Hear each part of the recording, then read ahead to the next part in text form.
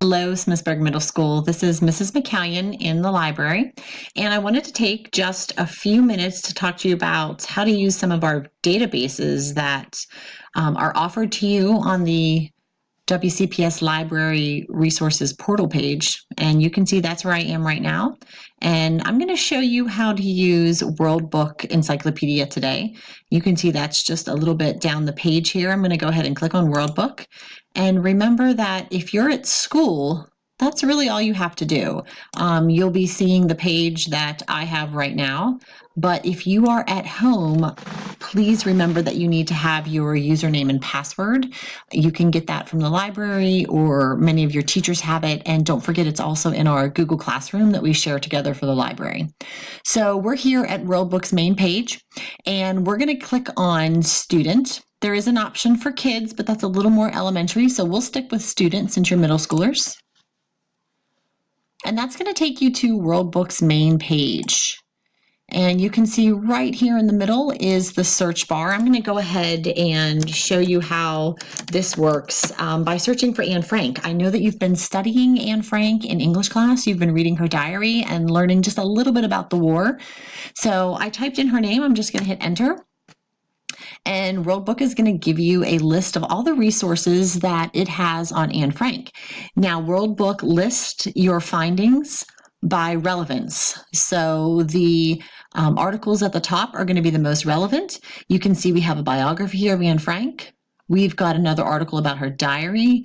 There's an article about Bergen-Belsen, which was one of the concentration camps that Anne spent time in. If you scroll down, you can see there's several things further on the list, but they're getting less and less relevant to your topic. So I'm going to scroll back up, and we're going to click the one that says Anne Frank. And the article pops up usually with a nice picture, so you do need to scroll down a little bit. And there you have actually a very short article about Anne. Most articles are a lot longer than this in World Book, but you do have a little bit of basic information about her. If you go underneath, you can see the author or contributor. You can also see how to cite this article, and I know that you're learning about using MLA in English class, so you have that citation already here for you. Let's go back up to the article and see what else it offers you. So one nice thing about World Book is that it gives you links. So all of the green links that are here are things you can click on, and you can learn a little bit more about that topic and how it relates to Anne and World War II and the experiences that she had. Let's go all the way up to the top again.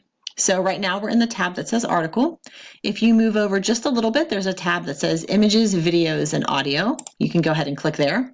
Right now for Anne Frank, we only have a few other photos, but many of the articles that come up do have links to some videos or audio recordings.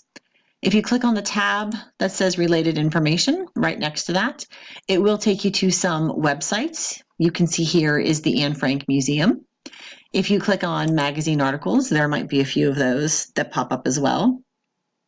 We're going to go back to the main article. There's just a few more things I want to show you. If you click on this little menu bar over here on the right, it's going to tell you the lexile of this article, which probably should be one of the first places you look. I know that you know your lexile score from some testing that you've done in English class.